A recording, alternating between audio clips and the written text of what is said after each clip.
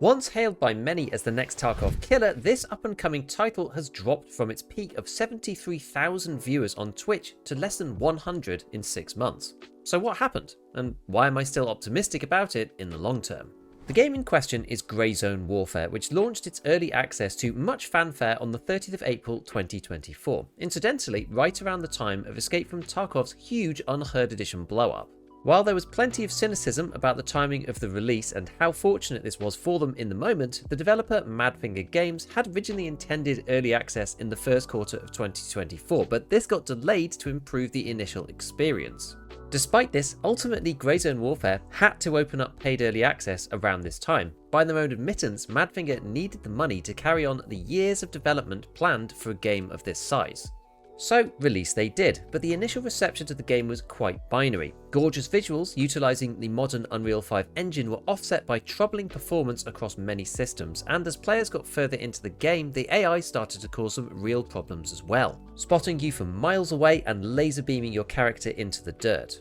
With the backdrop of all the hype beforehand, which quite frankly got way ahead of itself, this set up many for disappointment when Grey Zone turned out not to match up head for head with its competitors that have been in development for many years. But what has compounded on this even further is the development cycle. Grey Zone Warfare will be getting a proper major patch every 6 months with actual chunky stuff, i.e. content and features, but we're only just about there now to the first one, Night Ops, which I've actually previewed already, and we'll get onto that in a second. Since the early access was launched, there has been what I would consider some relatively minor patches and a bunch of hotfixes, nothing really to keep the interest of the player base in particular.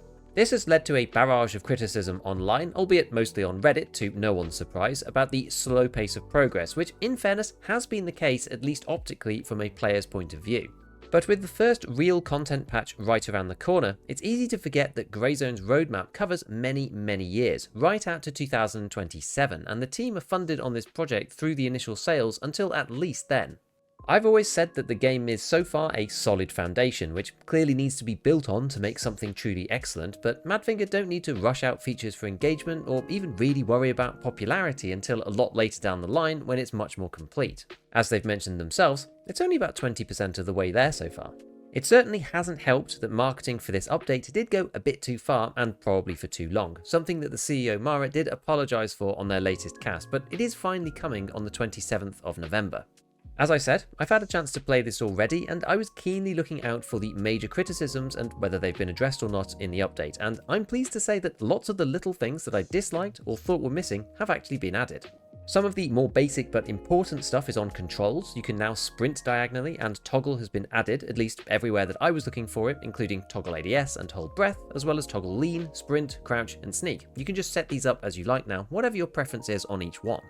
I did a couple of basic tests on performance due to the severity of the issue previously for so many people, and there has been a decent performance increase, at least for me. For reference, I'm still running a 5800 X3D CPU with a 4070 Ti Super with 16GB of VRAM and 32GB of system memory running at 3600 MHz, which is the same setup as how I finished playing Grey Zone the first time. With my settings broadly on medium, as let's be honest, it looks amazing no matter what you set them to, I tried all permutations of DLSS with and without frame generation, both scoped and unscoped, so that you can get an idea of the differences between them for a specific area of the map. Previously, with DLSS quality and frame gen, I could only reach around 90 FPS unscoped, which obviously got even worse with an optic. This time, I settled on still using frame gen but with DLAA instead. This removes the upscaling piece of DLSS entirely and only uses its anti-aliasing methods, and the slightly lower frames felt okay to me as a trade-off for gaining back the clarity of picture, especially at distance. This is probably less important as you get further in the game because you have greater access to powered optics. But the long and the short of it though, it performs about 20% better on my system than the previous build. Of course, your mileage may vary, and this is just for my specific rig.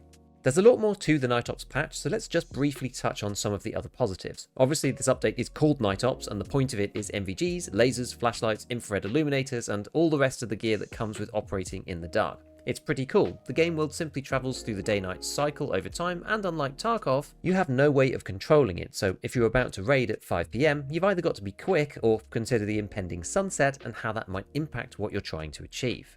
There's a whole bunch of interactivity around lighting that we haven't seen before, where you can turn on and off individual gas lanterns around the map, or use switches to turn on whole sections of lights in buildings, which I enjoyed, but it didn't appear that shooting out lights in the street was possible, which is quite unfortunate.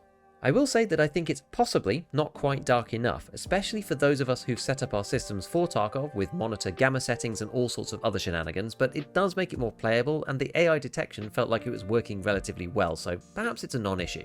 Helicopters now felt pretty quick and can enter the map from any edge, not just your home base, which should seriously cut down on the wait times for infill and exfil, especially when far away from home. In addition to this, there's a new button to turn on and off your active headset, which makes the travel a lot more pleasant than it was before.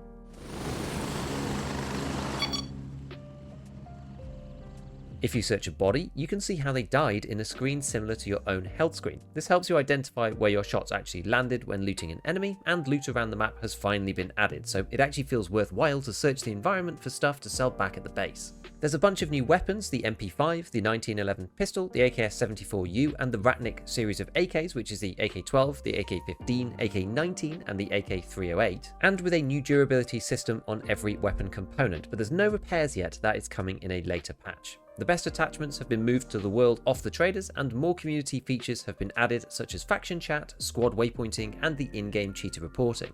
This is great, but of course it's not all rainbows and unicorns. I'm sure some of this will get cleared up using the creative feedback prior to the public launch, but the biggest problems I had so far was with the regular AI in the daytime, which felt pretty hardcore even in the starter towns. Quite a few times I got one-tapped whilst wearing the standard armor with next to no warning, and occasionally the AI itself seems impossible to kill and was clearly quite buggy. But more generally than this, Greyzone still needs to add the unique gameplay loop that engages players and makes them want to keep diving into the world of Le Mans over and over again.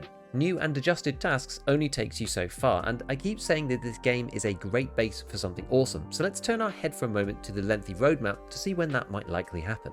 0.2 Night Ops is the first here, of course, and it's worth a try when it drops on the 27th, but as far as I have seen so far, there's not any real new mechanics from a broader gameplay loop perspective to keep people involved for hundreds of hours outside the handful of mega dedicated players. What we know so far about 0.3 Dark Revelations is changing weather, as well as some story and lore elements, so there could potentially be something here, but it's not until we get to 0.4's Elite Operator that I can tangibly see the real meat of the game's dynamic. What are we actually going to do here other than quest appearing, as this will bring both the skill system as well as capturable outposts. These will give LZs, vendors, unique tasks, and that kind of thing.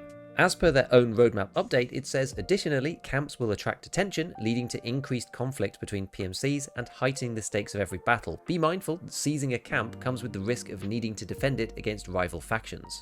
This kind of inter-faction warring for territory is exactly what the game needs, in my opinion, for it to stand the test of time, but it's likely that we'll have to wait at least a year before we get anything that looks like that. Ironically, the length of the roadmap means that players' hardware might have caught up with the engine by then and possibly won't be an issue anymore when the game is closer to completion. So, given all of this, can Greyzone Warfare come back from the edge? I most certainly think so, but it requires time, which Madfinger fortunately do have on their side. Today's gaming landscape has enough of these slow burn stories with titles like DayZ or Hunt Showdown that at times have dipped to extreme lows in public interest, or those that have crashed on launch like Cyberpunk and No Man's Sky, but given enough time have developed them into a state where they catch attention again and become a successful and consistently played game. Only time will tell whether Greyzone can one day also add itself to this list.